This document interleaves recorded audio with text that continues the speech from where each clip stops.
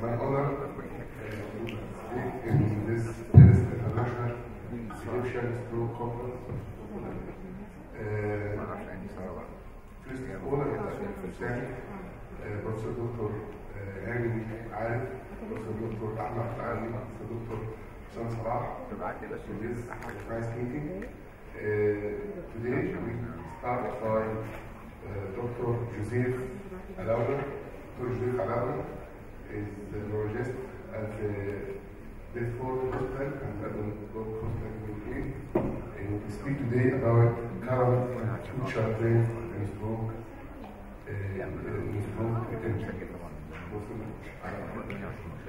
Thank you very much. It's a pleasure to be in this beautiful country, and I would like to congratulate you for organizing this fantastic meeting. This is all would be good for patients in this country. I would like to talk about current and future trends in stroke neuroimaging. The outline of my talk will then speak about imaging in acute stroke. I will make a review from a historical perspective. CT and MRI will be a lot of what I will focus on. I will mention some topics related to research and then some future directions. Everybody's seen this figure before. It's always important to start with pathophysiology. That is just so we are clear on the terminology I will be using in this presentation. Whenever there is an ischemic stroke, you have three compartments which we think about. There is the core, which is the area that has already infarcted. This is small and it's time dependent and it enlarges as the time goes by. And this area cannot be saved, but the aim of our treatment is to prevent that area from growing. There is the penumbra, which is around the core, and this is symptomatic tissue. So the core and the penumbra together is the tissue which is causing the symptoms that you are seeing at that moment. The penumbra is what you're trying to salvage, and as you salvage the penumbra, you get improvement in your symptoms. Around the penumbra is this is an area which is the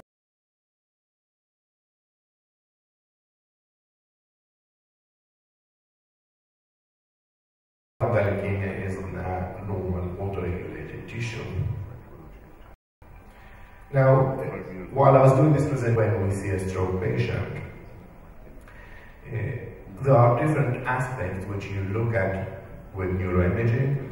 First, you want to exclude other pathologies, and this was the starting point in any stroke imaging. You don't want to exclude a hemorrhage, you want to exclude a shiver or other causes.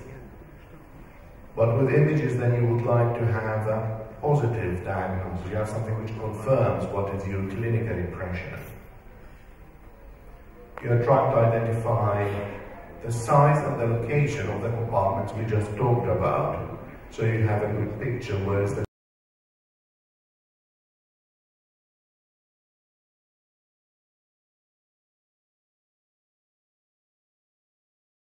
core, where is the penumbra.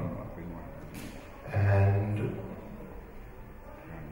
you are trying to get more information about where is the occlusion, the degree of the occlusion, and the collaterals.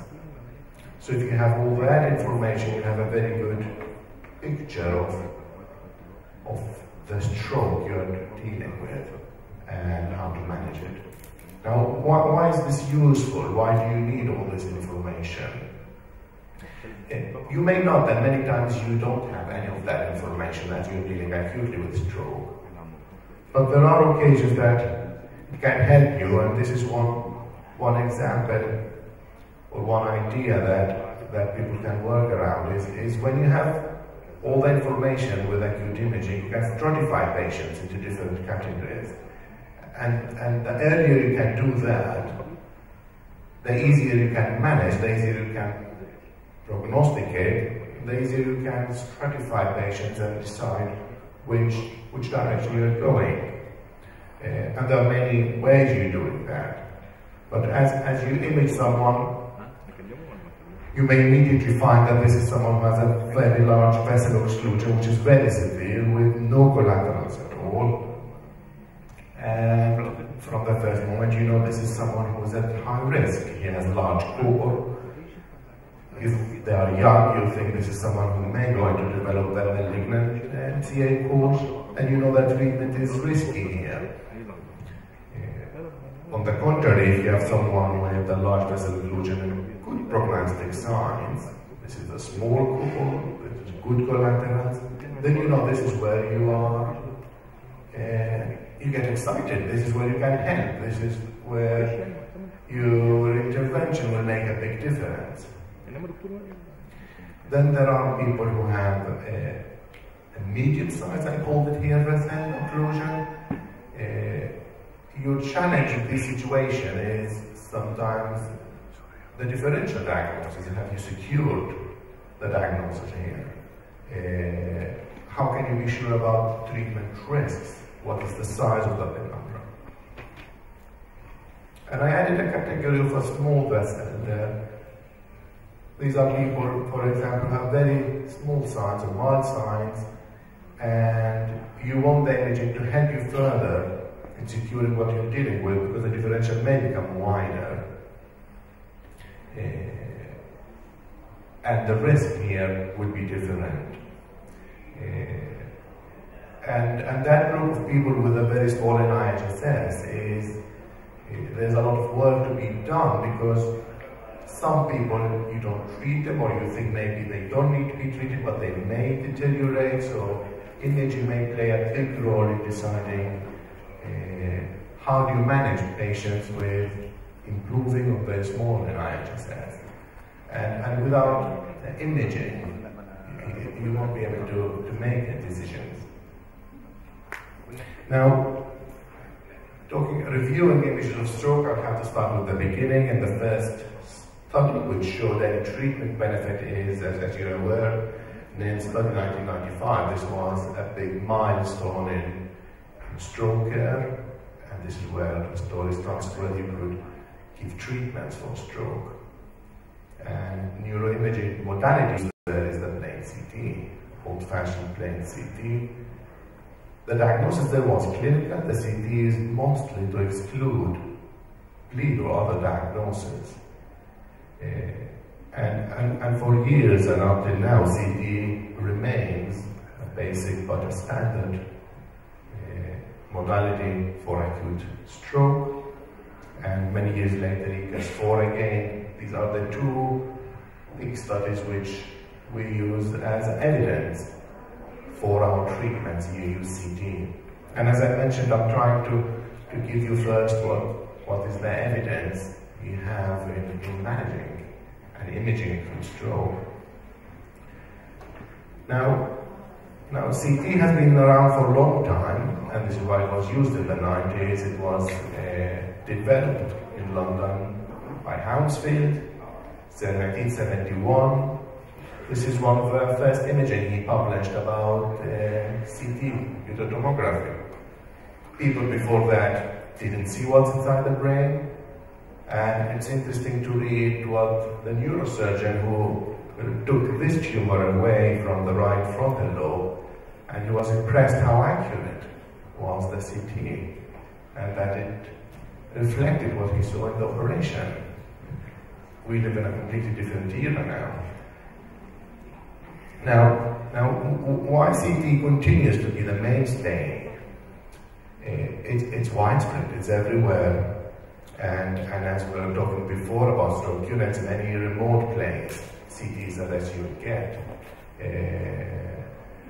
We strive for more advanced imaging, but when you start with the basic CTs, is that in almost every A&E department. It's fast, it's safe, and it's very sensitive to the hemorrhage, which is one of the main reasons you want to image, to exclude an intracranial bleed before you consider any treatment. Those who think about money, studies suggested that's cost effective. Now can density identify the ischemic compartments I talked about? The answer, it's very poor in characterizing those compartments. It has very low sensitivity to acute ischemic stroke, and when people looked at it more and more, you can start building information more from the plain CT, which is the simplest method.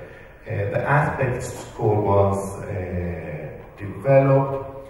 People wondered how much would be useful or not, whether it would be used or not, but taking into account the thrombectomy studies which came lately, which used aspects generally in the inclusion criteria, it looks like aspect score is here to stay, and it's something we'll have to be using because of the standard level of communications we want with other centers and continuing using what the evidence is pointing us.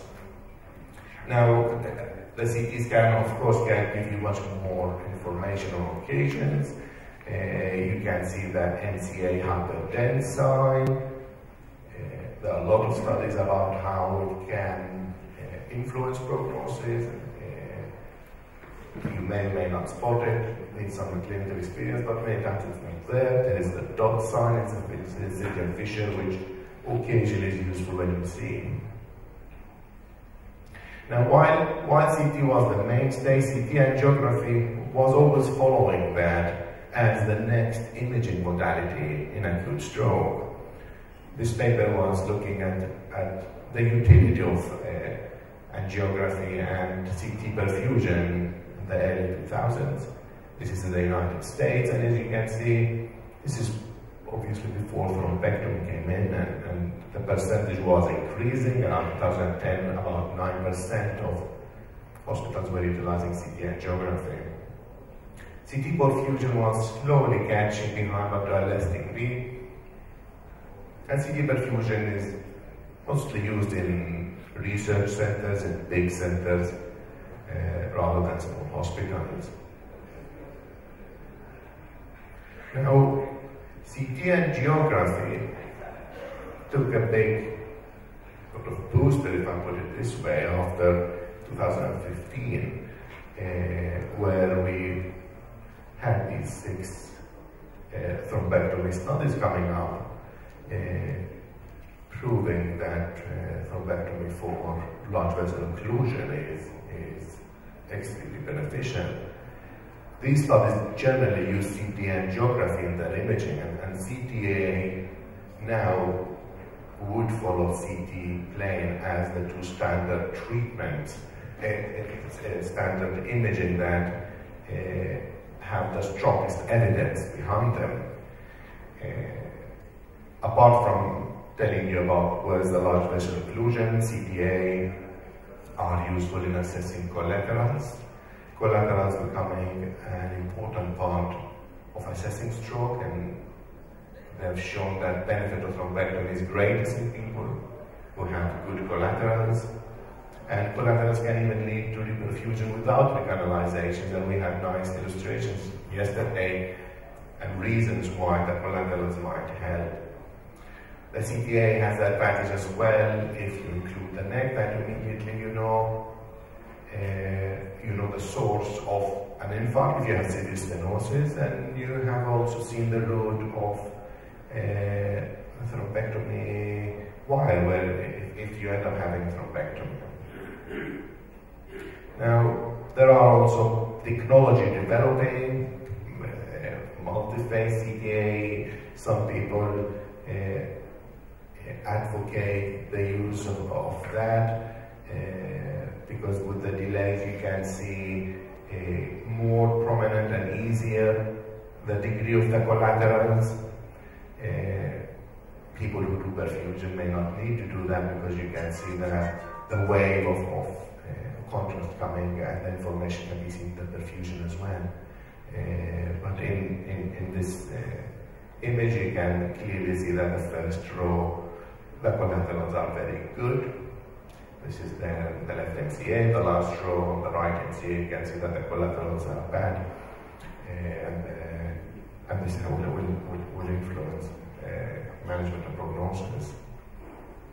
Now, CT perfusion was always following the CTA, as you saw in that graph, and CT perfusion is related by calculating the passage of contrast in the tissue.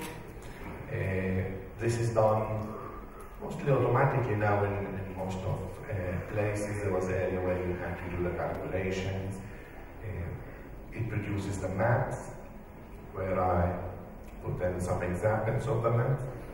You can see, in order to get CT perfusion, you have the arterial flow, you have the venous curve, and then you calculate the tissue contrast curve, and you produce volume maps, perfusion, and time-related maps with NTT, Tmax, TTP, which all has their advantages and disadvantages. There was time in the previous decades where people did a lot of research and trying to identify what are the thresholds in any of these modalities for infarction, penumbra,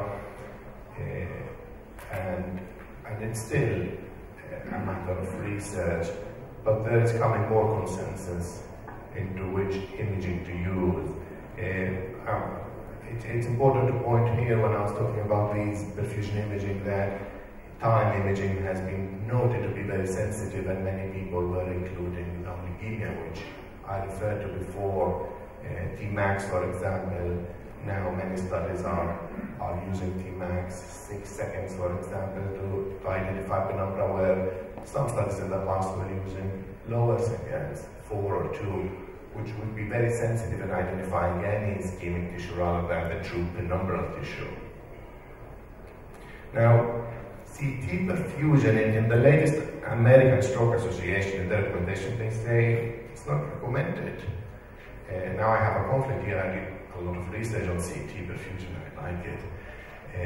But if you want to follow the guidelines and evidence, they point out that there isn't a lot of evidence used in the studies using CT perfusion. However, there are 2 of the thrombectomy studies that use CT perfusion. The other ones didn't use, and they argued that because as a total they all point to the same direction, then you could actually perform the procedure without CT perfusion. The Swift Prime used it, and the Extend used it, and in the perfusion maps they wanted to exclude large core, and they used the relative CPF, and it seems like this is becoming a threshold which people are agreeing on.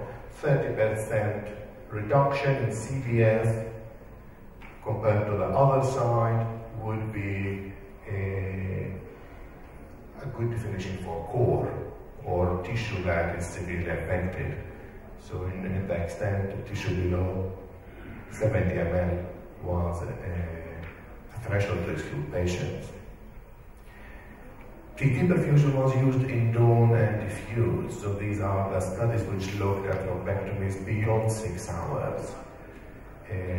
So there is clearly evidence for using CT perfusion there, and if anybody wants to contemplate beyond 6 hours, you have to use the CT perfusion imaging modalities.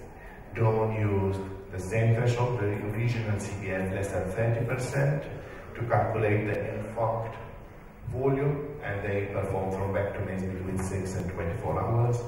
DIFFUSE used the same threshold, the regional CPF less than 30%, but they used the mismatch model, and they calculated penumbra with a Tmax value of more than 6 seconds. The role of CT perfusion, based on the evidence, you clearly, as I mentioned, you need to use it in beyond 6 hours thrombectomy cases. Now, below 6 hours, there is some evidence from the two studies I mentioned. Other advantages, people are using very frequently CT perfusion, and they point to a lot of advantages. It's very sensitive to acute ischemic stroke, and if you think about those patients I mentioned in the model with a small or a medium size where the CTA will be negative, the presentation may be unusual. CT perfusion can give you clearly good indication if you're dealing with an ischemic stroke or a different pathology. And this will have immediate implications on your treatment decisions. In observational studies, reperfusion therapies were noted to be more common in patients who have had CT perfusion compared to those patients who had only plain CT scan. Now, this is observational studies, and there could be many reasons why that, but one of the reasons could be because they see more perfusion deficit, and then they are sure that this is true. But the other reason could be because CT perfusion is performed in places where there's a lot of research and big centers where the CT scan plain are performed in smaller hospitals. Now, I wanted to add about mobile CT. This is coming. It started in Germany. It was mentioned the previous talk as well. The German reported good results on it. It showed that it reduced the time to treatment. Now, it's being used worldwide, and it includes CTA as well, where in the stroke organization talk we had before, this could guide you, and it guides people if they need to go to a local or to a comprehensive center where thrombectomy can be offered. It's not cheap, it's not easy to organize, but it's an option that would become very important, particularly as mentioned before in those remote areas. Now, moving away from the CTA, MRI is been around. A lot of centers have been using it. Professor Baron, I don't know if he's here, but he mentioned how it's used very often in France yesterday, and at least there is one randomized trial using MRI now with a positive result. There's been always debate whether MRI should be the first mode of imaging in acute stroke, and there are a lot of advantages. There wasn't always a lot of evidence behind that.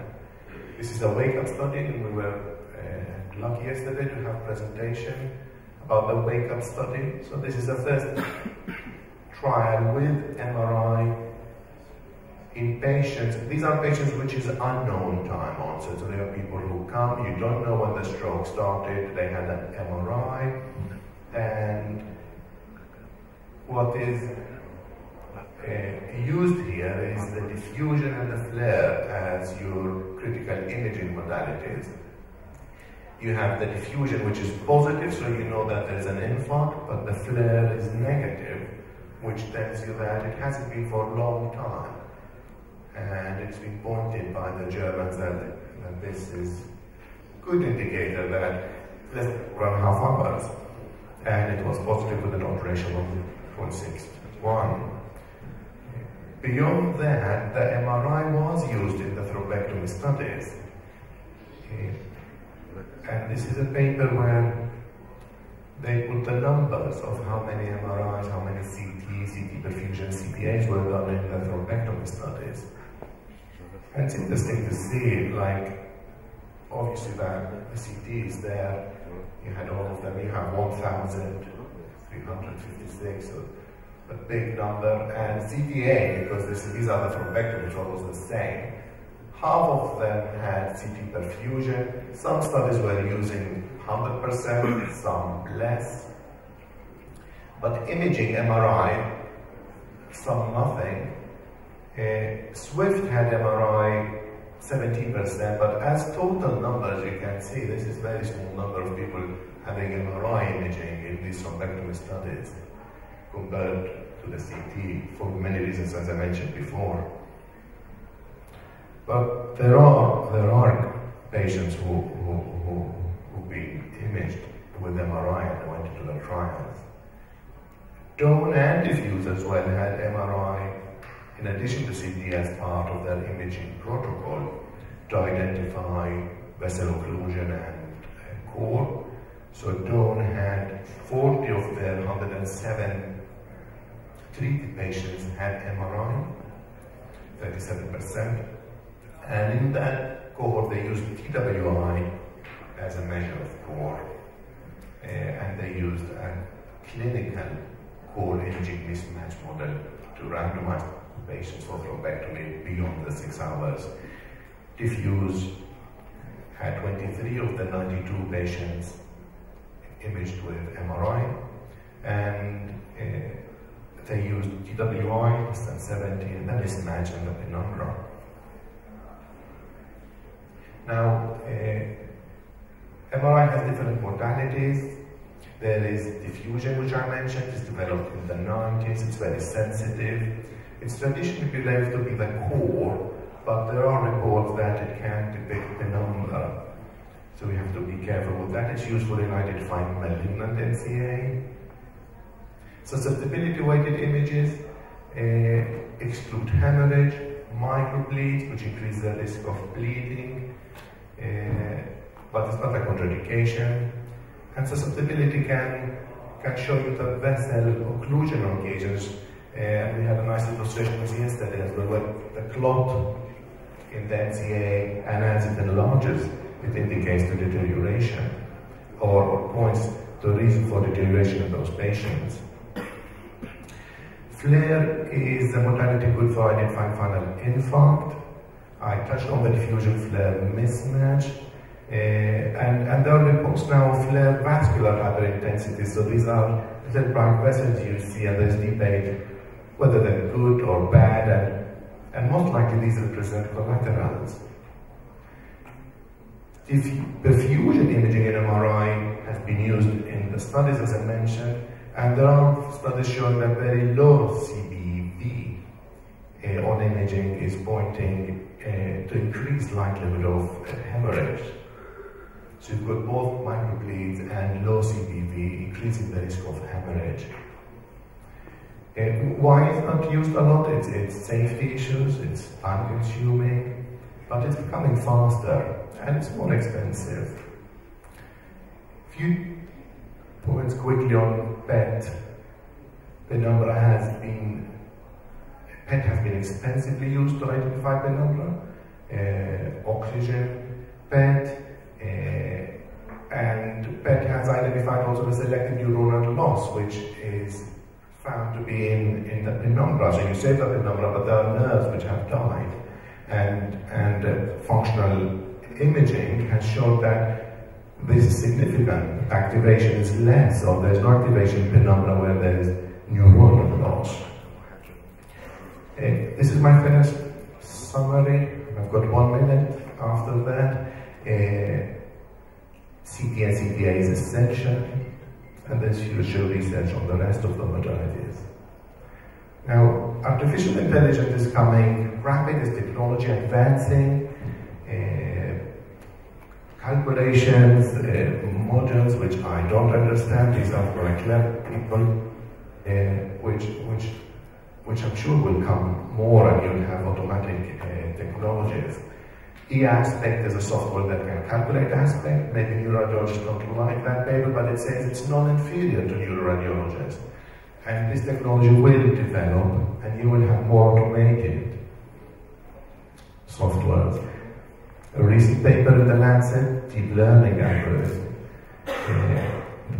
AOC more than 90, showing accuracy in identifying bleed, intrareticular, subdural, extradural. So the future, where are we heading? We will have more technology, as I mentioned, more programming abilities. You may have in the future a mobile stroke advanced computer where you go and scan the patient and it will tell you on its own it is, this patient is no good, for example. If a big core needs neurosurgery. and then identify a good candidate immediately and take him to the stroke unit. Or in the future, you have these computers identifying even people who are safe to treat at home. Or when you need to see the neurologist. Thank you. Thank you, Dr. Joseph. Now we can open the floor for any questions for Dr. Joseph.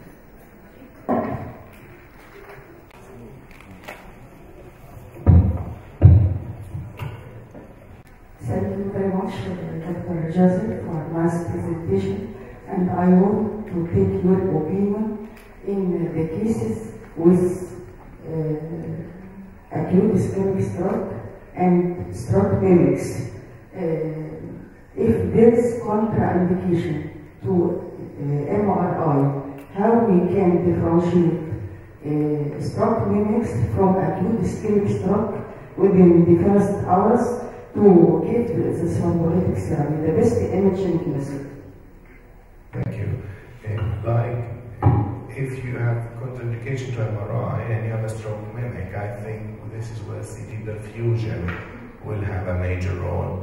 Because the plain CT may give you that information, the CTA will see large vessel occlusion, but it won't see small occlusions, peripheral occlusions. So CT perfusion will be the next modality which will give you the answer here. CT perfusion will show you if there is an ischemic area. Now there is false positive CT perfusion, so it has to be careful with that, because you can have a seizure and it affects perfusion. It can be hyperperfusion, so you can see asymmetry. You can have hemodynamic changes, you can have all changes, proximal occlusions which can affect the perfusion. Even in migraine aura, people have noted there are changes in perfusion. So there is, we need to be cautious there. But most of the time, if this is a vessel occlusion, you will see that from the anatomy that it's respecting a vessel, it's clear hyperperfused area which fits the diagnosis. While if it is a hazy perfusion depth difference, then you'll have to think in which direction. A lot of experience will play here. The more perfusion is done, the more you see it, then you can identify and think, is this a false positive perfusion defect or is it not? Now perfusion may miss as well small lacunes or posterior fossa, so you can have a perfusion negative CT and still have an infarct. So if my clinical suspicion is high, even with a negative, I may thrombolyze if the risk is low. Thank you very much.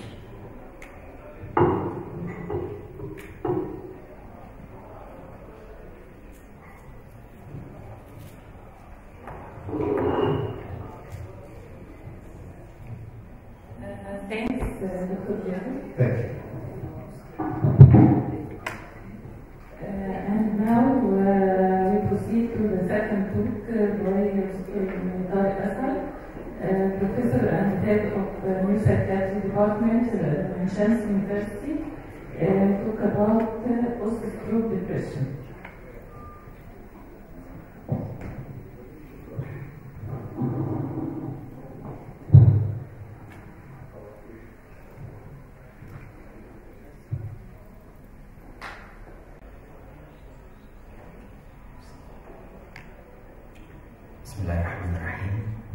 First of all, I would like to thank my dear friend, Professor Hani Arif, for his invitation to me.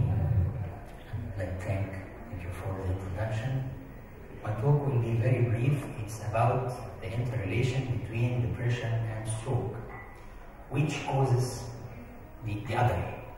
Does depression lead to stroke, or does stroke lead to depression? And if this is true, what's the link? How the link is there?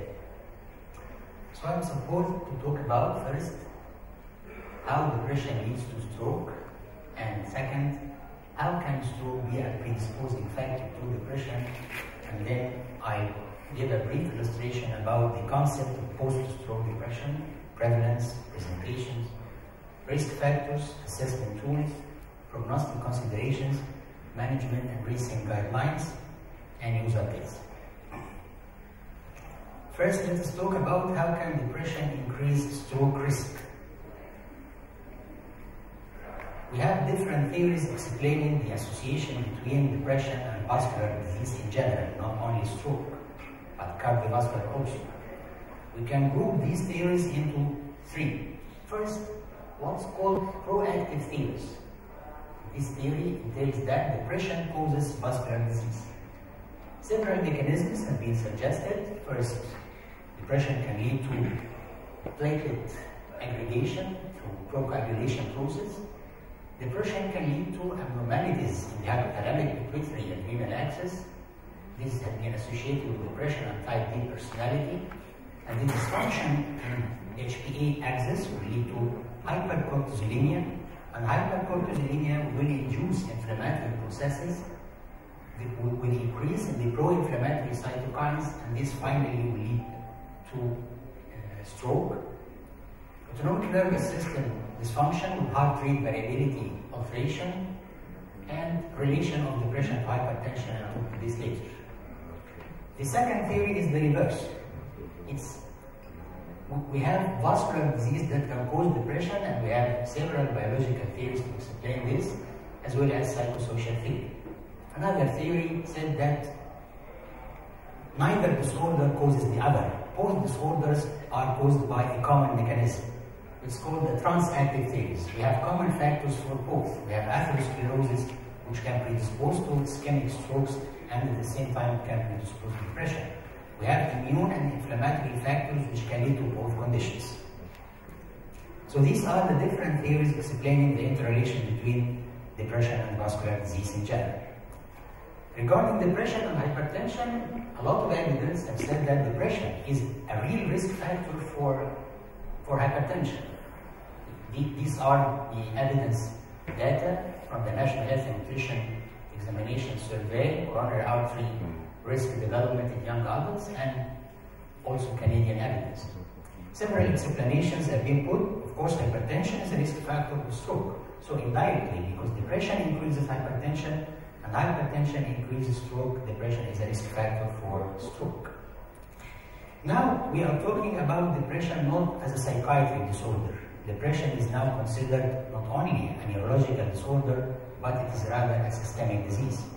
Because depression has been associated with a variety of biological dysfunctions. We have hippocampal dysfunction, we have neuroendocrinal dysregulation. Hippocampal dysfunction will lead to abnormalities in the hypothalamic pituitary adrenal axis. We have a chronic hypercortisolemia state, and this is the basis behind so many metabolic abnormalities in the body. So now we are talking about depression as a systemic disease. Depression can affect the two ways of stress, the way related to catecholamines and the way related to cortisol. And through these pathways, depression can increase the risk of atherosclerosis. It can increase the risk of ischemia. It can increase the risk of inflammation. So depression is a risk factor not only for stroke, but for other medical disorders. So we are talking now about depression as a systemic rather than a psychiatric disorder. This is the vascular depression hypothesis, and the term vascular depression has been introduced by Alexopoulos in 1997. Vascular depression is different from post-stroke depression. Vascular depression, it is the type of depression which occurs in the elderly. It's characterized by psychomotor symptoms and family history of depression, and it has a specific MRI picture. The MRI picture shows subcortical ischemia, reduction in the gray matter, and we have white matter diffuse and deep white matter intensities. This type of depression, unlike major depression, it's poor responsive to antidepressants. It doesn't respond well to antidepressants, and actually it needs different lines of treatment than the normal or the non-vascular depression.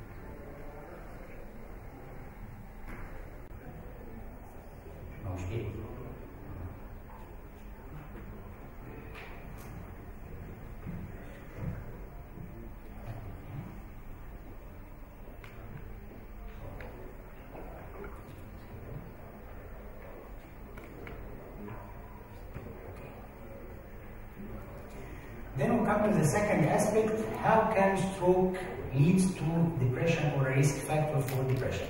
We have more than one theory. The first theory is the neurocircuitry disruption theory, which entails that in stroke there is disruption in the neuroanatomical model of depression, neurocircuits, and disruption in the bioamine, the monoamine distribution in the brain. So this model entails that depression is associated with certain localization in stroke patients. Now we come to the emotional brain model. Where is depression in the brain? What is the neuroanatomy of depression? Is there certain part in the brain which can lead to depression? We can summarize the neuroanatomy of depression in the following. First, the ventromedial prefrontal cortex, which is responsible for, this is the executive part of emotion, and this is responsible for mediation of the experience of emotion. We have the orbitofrontal cortex, which is the inhibitory part. This is the part of the brain responsible for inhibition of unwanted responses. We have the dorsolateral prefrontal cortex, which is the part responsible for the executive function in depression. Amygdala is the part which mediates emotion, and you have the hippocampus, which mediates the memory associated with depression. You can hardly find depression is everywhere in the brain. Every area in the brain is affected in depression, and we have good evidence that there is real hippocampal atrophy in depression. So, how to talk about depression and psychodynamic and psychological theories? Depression is a brain disease, because in depression you have real hippocampal atrophy. You have real brain changes, structural and functional. So, the new model of depression now is the biological model rather than the psychodynamic model. Regarding the brain circuits, we have dorsal, ventral, and rostral components. This is the component responsible, the first component is responsible for the cognitive features and executive function in depression. The second component is responsible for the vegetative and somatic symptoms, and the rostral components is the mediator between both. We have neural circuits. We have circuit related to reward, pleasure, interest. And the main neuromodulator in this circuit is dopamine and then norepinephrine. We have the circuit related to psychomotor activity, and the main neurotransmitter here is serotonin and then norepinephrine. We have neuromodulators with energy. We have serotonin, norepinephrine, dopamine, histamine, and recently orexin, and we have models for executive function. So, does depression relate to certain localization of stroke? A lot of evidence has shown that depression is more associated with lesions in the left frontal. So we have cortical lesions in the left and subcortical lesions in the left, the highest instance of post-stroke depression, followed by right cortical and subcortical, and then in the right cortical less. So a possible explanation for why depression is more associated with left frontal lesions is related to more disruption in the brain circuits related to depression. So this emphasizes the neuroanatomical model of depression. The second, and now this is the most important theory, is the inflammatory and immune theory. Stroke is associated with increased systemic inflammatory response, with definite increase in pro-inflammatory cytokines, and this is a definite risk factor for depression. Increased inflammation will lead to depression through various mechanisms, and at the same time, this also explains what's called post-stroke fatigue. Not only depression, but post-stroke fatigue. This is an example of how cytokines are disturbed in both stroke and depression. There is increase in what's called pro-inflammatory cytokines. Interleukin-6, interleukin-1 beta, tumor necrosis factor. These are pro-inflammatory cytokines. And at the same time, there is decrease in the anti-inflammatory cytokines. So the balance between the pro-inflammatory causing inflammation and the anti-inflammatory which guard against inflammation is disturbed. It's more with the pro-inflammatory in both stroke and depression. The neurotrophic theory said that stroke is associated with definite dysfunction in different neurotrophic factors through various mechanisms. One of them is the brain-derived neuronal factor.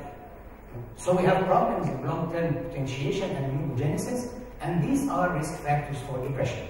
This is another way how stroke can lead to depression.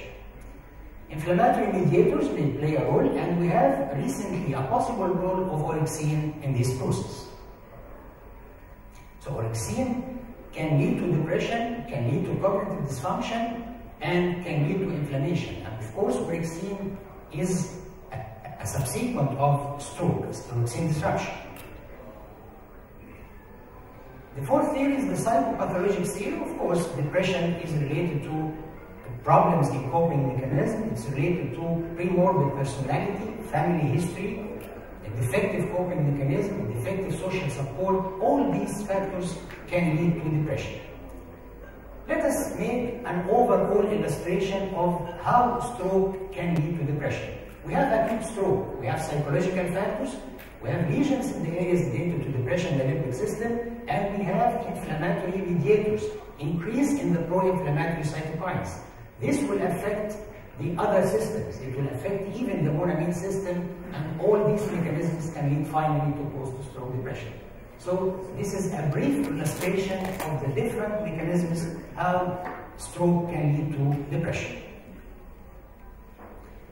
Now what about post-stroke depression? The term post-stroke depression has been given by Robinson, a group from Baltimore. They term it post-stroke depression because they think depression after a stroke is different. It's different in its phenomenology, it's different in the pathology and pathogenesis than the other types of depression. So they use this specific term, post-stroke depression. According to different studies, on average, about 1/3 of stroke patients will have depression. When the stroke patient will get depression, it's after the stroke or after 1 month or up to what? Up to 1 year. Up to 1 year, if the patient has depressive symptom after a stroke, I can call it or label it as post-stroke depression. We have definite criteria, and these are the different types of emotional response that can occur after a stroke. We have post-stroke major depression, which is like the major depression we see in psychiatry. We have post-stroke minor depression, which is a form of adjustment reaction, reactive to the situation. In post-stroke major depression, biological factors play the major role. In post-stroke minor depression, psychological factors play the major role. We have also acute catastrophic reaction, we have emotionalism, and we have pathological laughters. These are the different emotional reactions that can occur after stroke. How to differentiate between post-stroke major depression, which needs physical treatment and may even need ECT, and post-stroke minor depression, which you can only have psychological support. The onset for post-stroke minor depression is early, days, weeks, but the onset for major depression might be delayed, up to, as I said, up to 1 year. Of course, major depression is very severe. Major depression may be associated with suicide, and several reports have found that there is increased suicide rate after stroke. The etiology is biological, the etiology is psychosocial, and the management here is we can rely upon the biological symptoms of depression. Sleep disturbance, guilt, death wishes, the negative thoughts. All these symptoms are associated with post-stroke major depression rather than minor. What are the risk factors for post-stroke depression? We said that post-stroke depression occurs in 13% of patients. What about the 70%? Why they don't have depression? What are the risk factors which I can say that this patient is more liable to have post-stroke depression? There is no consensus about the risk factors. What has been said, it's more in female, it's more in elderly, it's more with separation, with substance abuse, it's more with aphasia, it's more with cognitive deficit, and it's more with lack of social support. But we have what we can call consistent, definite risk factors, and we have controversial risk factors. Before, we said that lesion localization is a definite risk factor. Patients with left anterior lesions, they have more liability to have it. Nowadays, they said brain localization is not the main factor. The main factor is past history of depression, the presence of aphasia, and poor social support. These are the definite risk factors. The possible or controversial risk factors, the age, gender, and the severity of the lesion and the lesion volume. There is no correlation between the volume of the lesion and the resultant depression. You might have a patient with big infarction with minimal or no depression, and you can have a patient with mild or minimal infarction and severe depression. How will you assess post-stroke? I'm not a psychiatrist. Can I have a tool or psychometric assessment for post-stroke depression? Because if you use the tools used in psychiatry, you will have a big problem, because there is overlap between symptoms of depression and stroke. For example, the patient has sleep disturbance, the patient has lack of energy. Is it because of the stroke or because of the depression? Such overlap in symptomatology you can have an underestimation of depression or overestimation. So you can use specific post-stroke depression rating scale, and this is the website for it. But what's agreed upon is to use the patient health questionnaire. You have two questions only. You will ask the patient little interest or pleasure in doing things. يعني لو سألت العيان سؤالين، هل أنت بقيت تستمتع بالحاجة؟ هل حاسس إن الحاجة ملهاش طعم ولا لأ؟ وكانت الإجابة yes كل يوم، أو feeling down, depressed or hopeless. هل أنت حاسس إن أنت مفيش أمل، مفيش رغبة؟ طبعا هما سؤالين شوية خداعين، بالتالي لو سألنا أي واحد فينا أعتقد الإجابة هتكون yes. لا، ده بيسموه البي اتش كيو 2، وده أقدر أعمله السكريننج. يعني وأنا بعمل اسسمنت للعيان السؤالين دول بس. لو العيان قال لي اوكي احتمال عنده ديبريشن، فبلجأ للبي اتش كيو 9. البي اتش كيو 9 ده 9 اسئله، بيبقى مور ديتيل بس سهل جدا. لو سالتهم للعيان السكور بتاعه كان بوزيتيف، ده السكور بتاعه بقدر ودي اكتر حاجه بنستخدمها. يعني بليز اللي هيعمل بيبر على البوست ستروك ديبريشن بلاش يستخدم الباك. الباك ده حاجه مش سنسيتيف خالص. وبلاش يستخدم الهاملتون، لان الهاملتون از نوت سكريننج تيست. لو عايز استخدم تولز في ريسيرش على البوست ستروك ديبريشن، احسن حاجه استخدمها البي اتش كيو. دي احسن حاجه، نستخدم ال2 از سكريننج وبعدين ال9 هو اللي بيبقى ديفينيت. هل وجود الدبريشن هيأثر على البروجنوزس اوف ستروك؟ يس. The presence of depression will affect the prognosis of stroke itself, and it has been evidenced that functional recovery is delayed with the presence of depression. So, if the patient has only depressive symptoms, it's not mounting to be a full syndrome of depression. Can I treat him?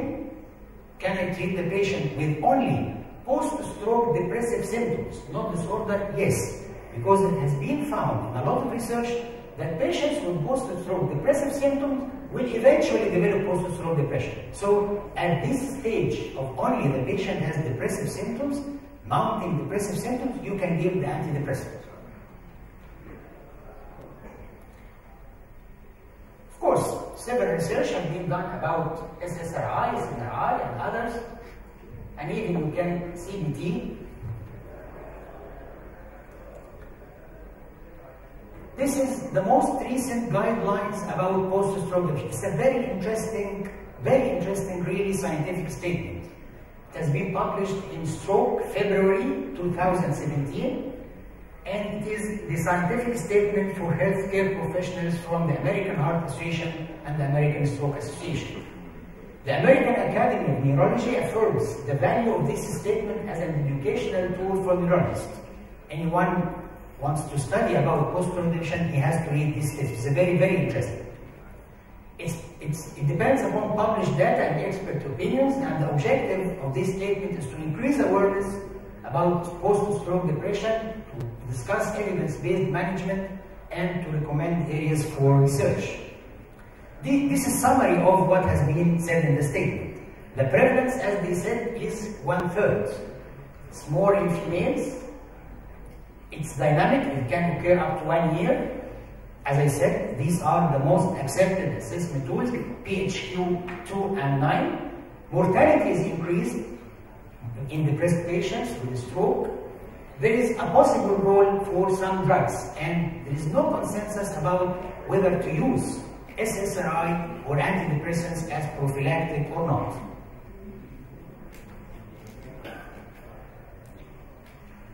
The pathophysiology, as they said, is complex: psychological, biological, genetic susceptibility, inflammation, disruption of neural network, alteration in neurotrophic factors, hormone-amine system, and regarding the predictors or risk factors, past history, cognitive impairment, severity, and disability questions.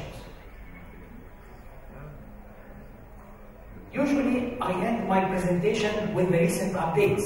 I found in this last month two important updates. One of them is published in the European Neurology Journal on the 15th of November about inflammatory signaling in post-stroke fatigue and depression. It's a very interesting article tackling how can stroke produce systemic inflammation and how this systemic inflammation is predisposing factor for both post-stroke fatigue and depression. This is a very interesting illustration. أنا سرقوا منهم الحقيقة. يعني طبعا السرقة في العلم مش حرام قوي. أنا واخد كوبي من الفيجر ده من البيبر. It's a very interesting.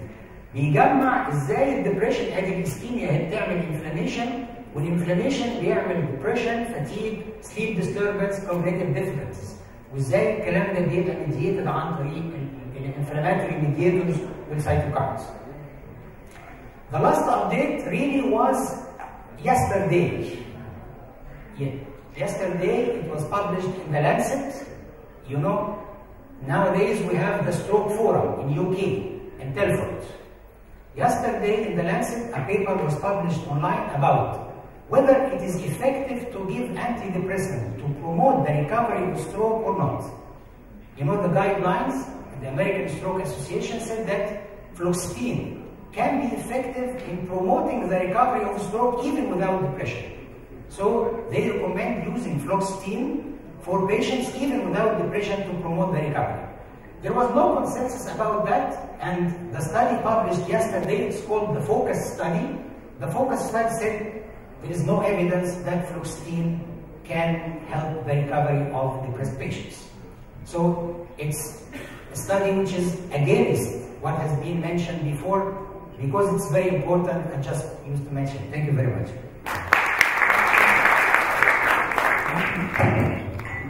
Thanks, Professor, for a very interesting lecture and illustrated lecture. And now, any question?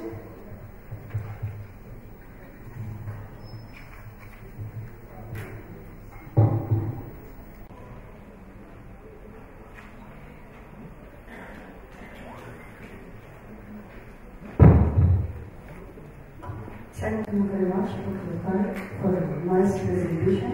And I want to ask you how we can identify depression in a patient with receptive aphasia, especially the psychometric scales, all depend on questions. Thank you very much. I skipped this in my slide because in the assessment tools for depression, there was a specific tool for detecting depression in a aphasic patient. Yes, we have. Yes. Understand your yes, words. Yes. It's through observation of his behavior. Yes. Thank you.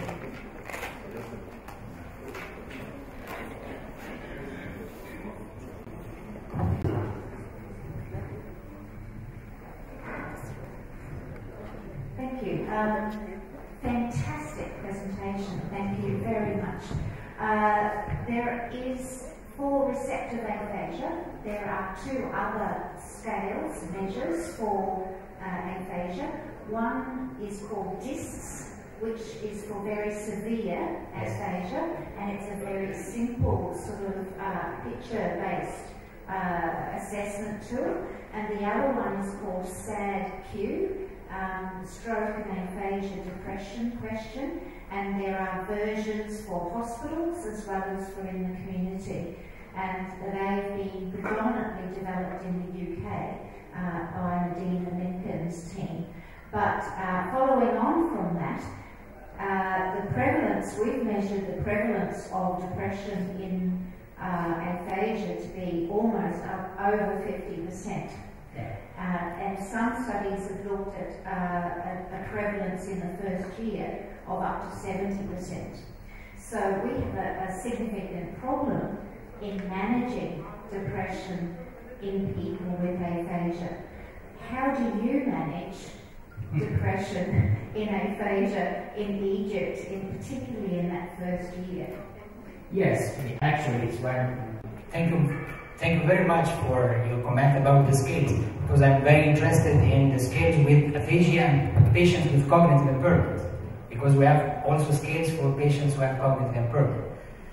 Regarding this, it's very difficult. I think we have to have multimodal treatment. Yeah, you can give antidepressants, you can give social support, but recently I'm proposing, it's a research, maybe I finished half of it, about using TMS.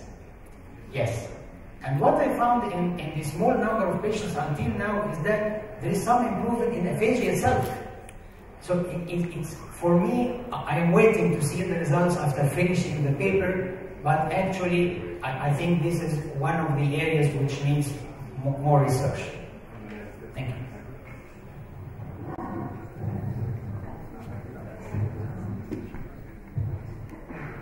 Thanks, from the presentation, from the most updates. I'm asking about the...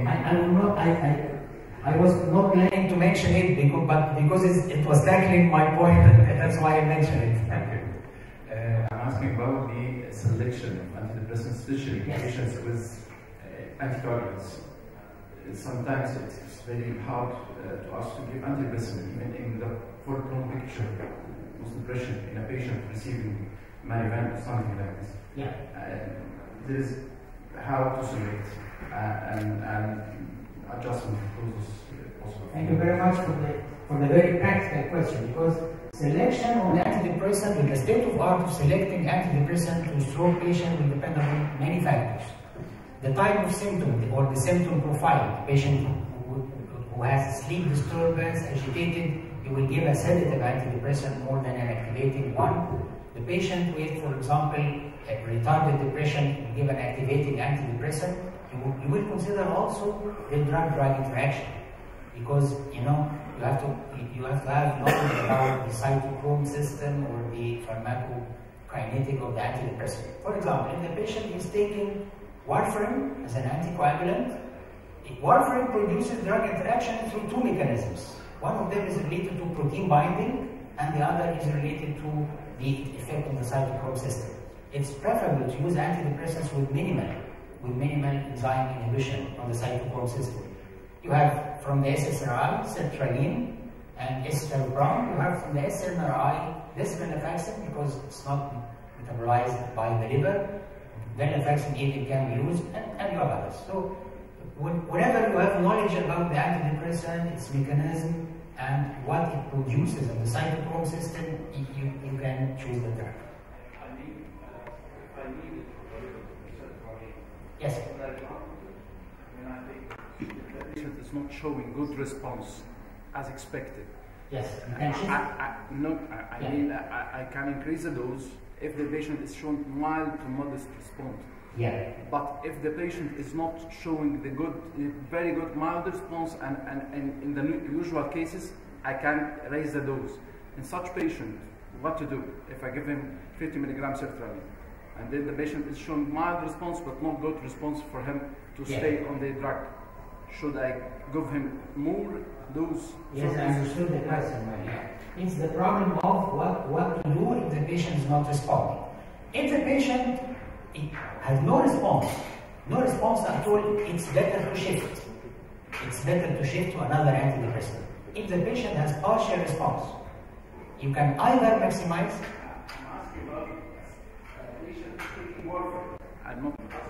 Yes, the patient is taking warfarin. If the drug is not producing any interaction with warfarin, no problem.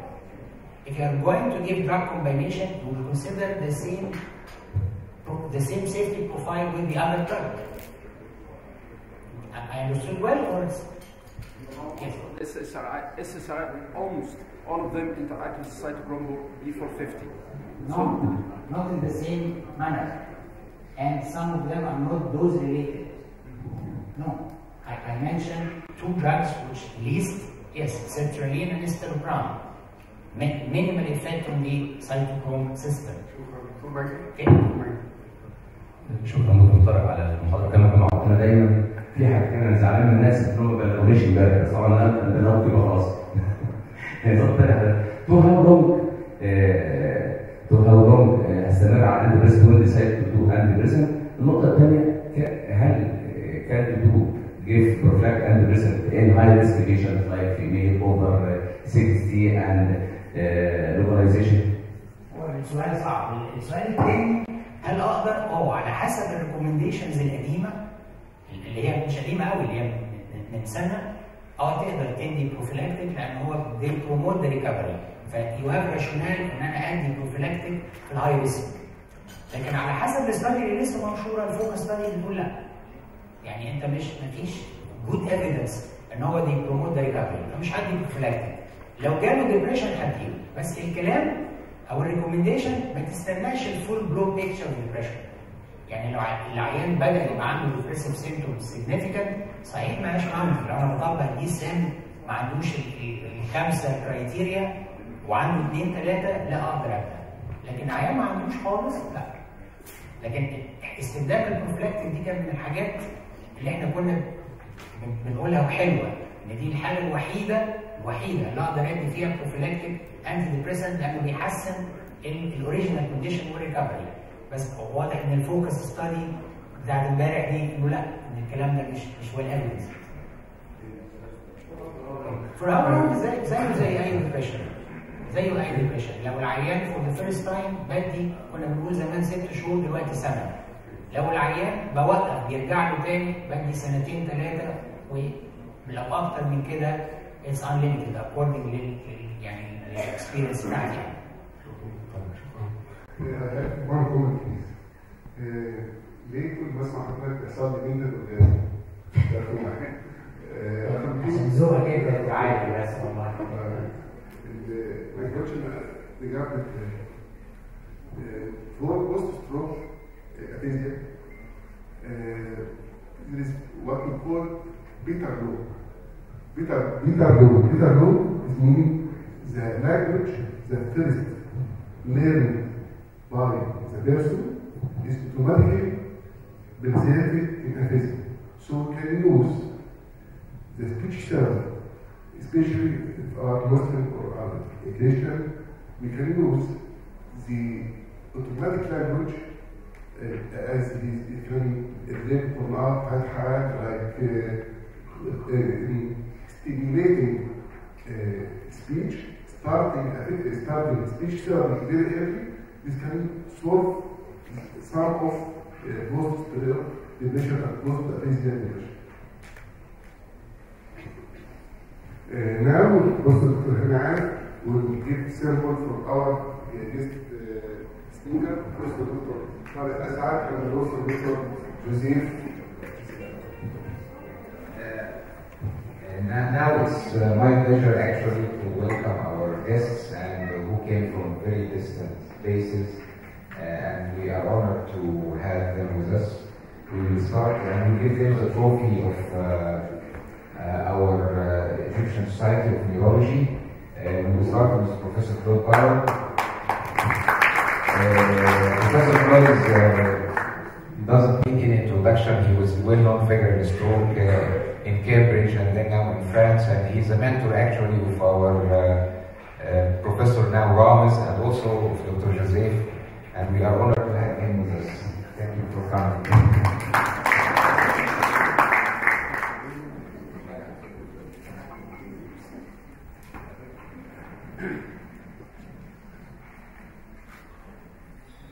And now Professor Linda from Australia. She came all the distance from Australia to share her experience with aphasia. She's specialized in aphasiology, and I guess this is something new for us because we know phoniatrics, and but being dedicated to such very nice experience. Thank you for coming.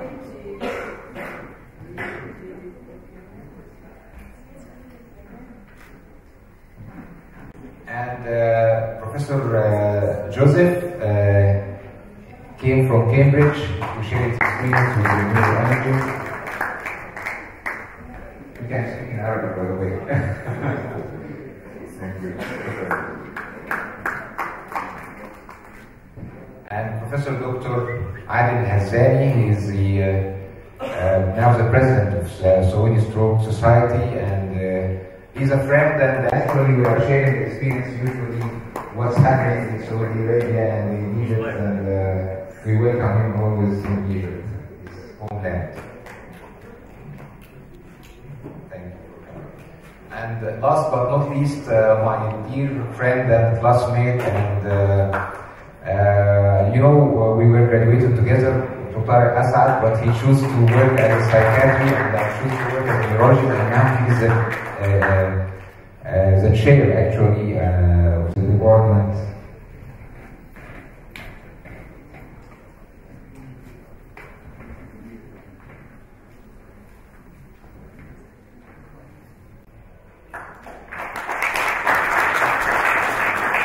Thank you all for coming, and I guess we will close the session for the prayer now.